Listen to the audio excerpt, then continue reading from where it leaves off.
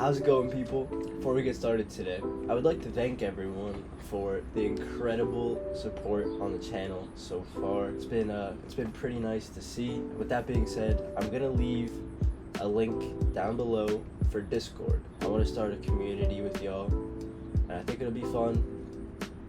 And yeah, why not join? Yeah, again, I really appreciate it. It's been pretty fascinating to see because I took a little break, now we're back into it, so yeah, the support's pretty wild, and I hope you enjoyed today's video.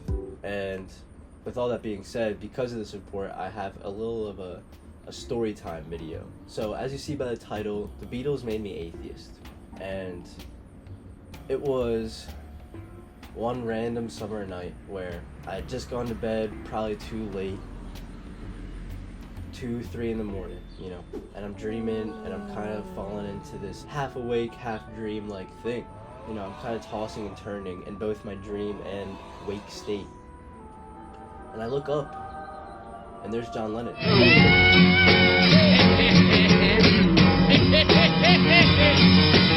Now, what he said next to me in his Liverpudlian accent was pretty shocking. He urged me to leave Christ, or else he would come for me. No, I'm just playing. Obviously, John Lennon did not do that. I'm gonna actually talk about the real reason why the Beatles made me atheist. I just wanted to hook y'all in, I guess. Don't let me down. Don't let me down. In all seriousness though, I'd like to start today's video off by referencing Back in the USSR, the introductory track off of the self-titled or the White Album from 1968 by the Beatles. To me, it becomes such a fascinating piece when you think about how it's a parody of the Beach Boys and ripping off this sound that became so synonymous with American culture and patriotism. All the while it's sympathetic to the USSR at such a controversial time, you know, 1968, probably in the full swing of Cold War antics and such, just after the Bay of Pigs, for you history geeks out there. Jan Werner, or maybe Jan Werner, of the Rolling Stone described the song as the perfect example of the Beatles' ability to quote from others' work and expand on the idiom, but also to penetrate it and take it further.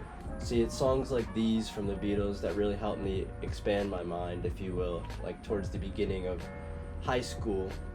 And it might sound arrogant to say I expanded my mind, as I'm only 20 years old, but keep this in mind here. Prior to me finding the Beatles' discography, post-Help album, or post them expanding their minds, I'd really only been familiar with 1965 and before. You know, I Want to Hold Your Hand, Do You Want to Know a Secret, She Loves You, all those sorts of songs. Save a few exceptions, of course, like Hey Jude and Come Together, but you know, I didn't really delve into it and found tracks like I'll be mentioning later on in the video. Exploring the second half of their discography allowed me to recognize the sort of change and evolution that they undertook as artists and as people throughout that 5 to 6 year period in their lives. You know, while the counterculture movement was going on, of course, but the Beatles really did pave the way in that sense. And it's not surprising that while the band's earlier music is undoubtedly good, they're mostly remembered for what they did later on, as that was obviously some of the best musical work of all time. All this being said, what I think is the most important, and I already mentioned it, is the evolution that the band undertook as people and as artists, especially seeing as they were growing older and they realized that they needed to change, and not change from bad ways particularly, but just change as people, as that's what you need to do when you become older, as well as the fact that they had so much influence over people back in that day, and so you would need to change for that reason as well.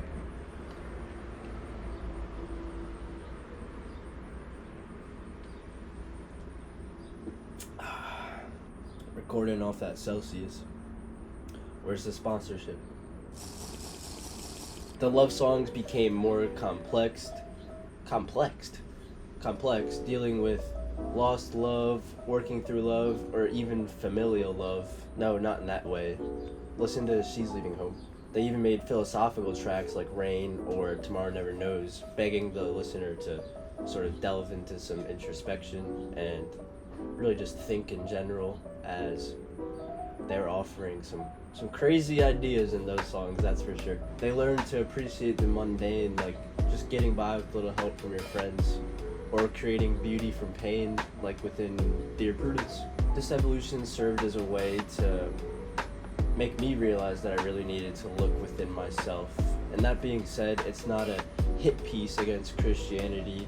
Instead, it's a call to action for people to hopefully understand that they don't have to necessarily keep going on with things that they don't feel help them, or they just don't want to be a part of any longer. You know, post-Help, maybe into Rubber Soul, not entirely sure on that fact, but the Beatles themselves, they wanted to change, and for one reason or another, they kept touring for a little bit longer than they wanted to, and once they stopped, their lives automatically became better, and their music got better. I don't think it's a coincidence that once they started doing what they really wanted to do, the band really took off.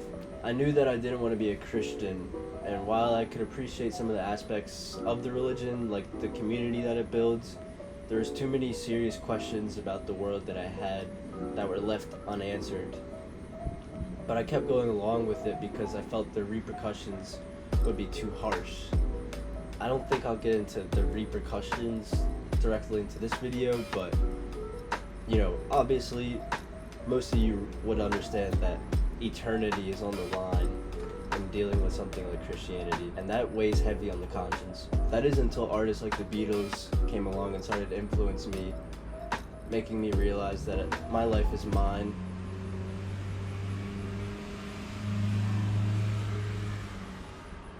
We're recording in morning traffic on a work day right next to a highway. That's funny. That is until artists like the Beatles came along and started to influence me, making me understand that I could change for myself, and that my life is mine, and that I could change and get rid of the things that do not help me fulfill my purpose, which is what I hope you take away from this video. So I hope you enjoyed. Once again, thank you for all the support on the channel. I really do enjoy seeing it. It's pretty crazy to me, actually. Don't forget about the Discord down below. You know, it's gonna be a growing process as I understand Discord more and more, having my own server, but I really hope you'll take a look and we can get some community interaction going. Now that I do have a community, which is pretty crazy. But yeah, as Ringo Starr would say, peace and love.